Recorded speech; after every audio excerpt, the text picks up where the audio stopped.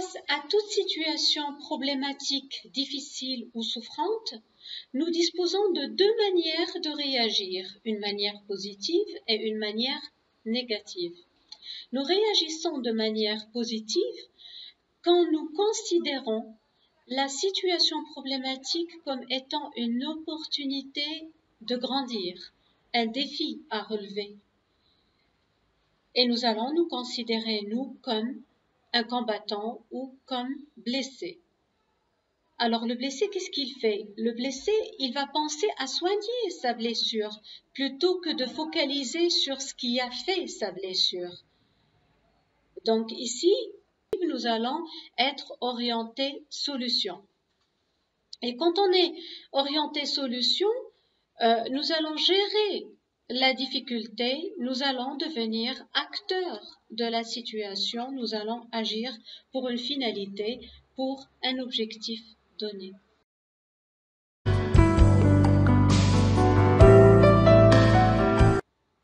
La deuxième manière de réagir, c'est une manière négative. Alors, on réagit de manière négative quand on considère déjà la situation problématique comme étant un échec, un malheur. Et nous allons nous considérer, nous, comme victimes. La victime qui est tournée toujours sur le problème, sur ce qui ne va pas, sur pourquoi ça m'arrive, pourquoi c'est arrivé, qu'est-ce qui fait que ça m'arrive à moi et pas à quelqu'un d'autre, etc., etc. Et là, nous subissons ce qui nous arrive. Et quand on est tourné vers le problème, on est tourné vers le passé, ce qui s'est passé, et tout ce qu'on peut faire, c'est nous plaindre des injustices qui nous sont arrivées, nous plaindre de ce qui nous déplaît, et voilà, que des plaintes, que des plaintes, que des plaintes. Donc, ce qui va produire en nous une énergie négative à partir de laquelle nous ne pouvons rien construire de bon.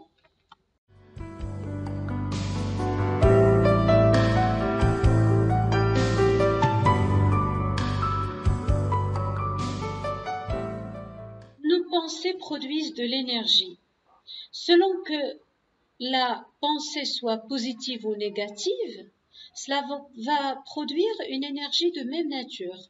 C'est-à-dire la pensée positive va produire de l'énergie positive qui est chargée de l'espoir, de la motivation, de la détermination, de la volonté de réussir et qui va nous conduire vers la réussite, vers la bonne action.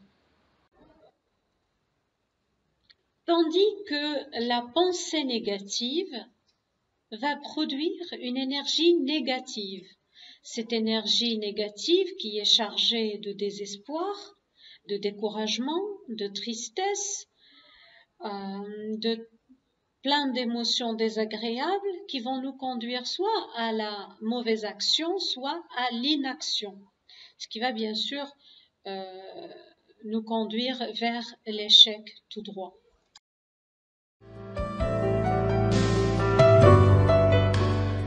Épictète avait dit « Ce qui trouble les hommes, ce ne sont pas les événements, mais l'idée qu'ils se font des événements. » C'est-à-dire que face à un même événement, deux personnes peuvent réagir de deux manières totalement différentes.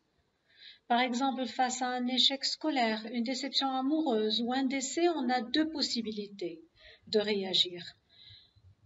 Soit se reconstruire et rebondir plus fort, ou bien s'auto-détruire et se complaire dans le malheur. Pour conclure, notre façon de percevoir une situation problématique va générer la nature de nos pensées et ces pensées vont produire des émotions de même nature, c'est-à-dire si les pensées sont agréables, elles produisent des sentiments agréables tels que le calme, l'espoir, la motivation, la joie, la persévérance, la confiance en soi, etc. Et si les pensées sont désagréables, elles produisent des émotions désagréables, telles que la colère, le découragement, la tristesse, le désespoir, la passivité ou encore la violence.